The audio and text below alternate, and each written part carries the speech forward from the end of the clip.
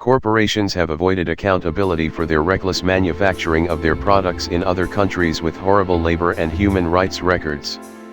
Many of our American brands invest billions of dollars in other countries instead of the United States. Meanwhile, our retail sector workers are paid extremely low wages, which creates poverty in our communities. We purchase millions of dollars of their products without knowing the full human and environmental costs related to the products. In this video, we look at a few American brands that manufacture products in some of the worst countries in the world. Special shout out to the Republicans and Democrats for turning a blind eye to corporations taking advantage of our weak import taxes and laws. We aren't benefiting as a country by manufacturing products outside of the United States. Thousands of Americans are living in poverty because of the actions of the corporations. Products made in other countries may be used against the United States in a dispute. One product made outside the United States could cause up to 100 Americans to lose their quality of life. First American company manufacturing clothing in countries with enormous conflicts with the United States is Abercrombie & Fitch. This American brand should have all their products taxed by at least 30% for manufacturing in countries with anti-American values. American families deserve compensation for the damage their manufacturing will cause to America. My investigation revealed the following countries are manufacturing products. China, Vietnam, and Cambodia are just a few countries manufacturing products for Abercrombie & Fitch. There were no products found to be made in America at the time of this investigation. American brands often complain about copy products manufactured in many countries. Our government must stop actively enforcing copyright laws overseas for corporations.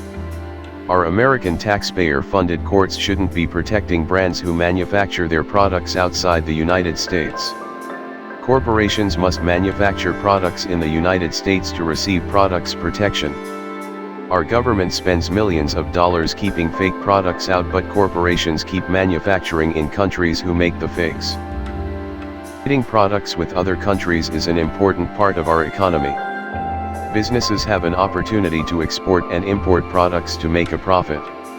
In the past decade, America has lost its ability to export products due to an inability to manufacture products.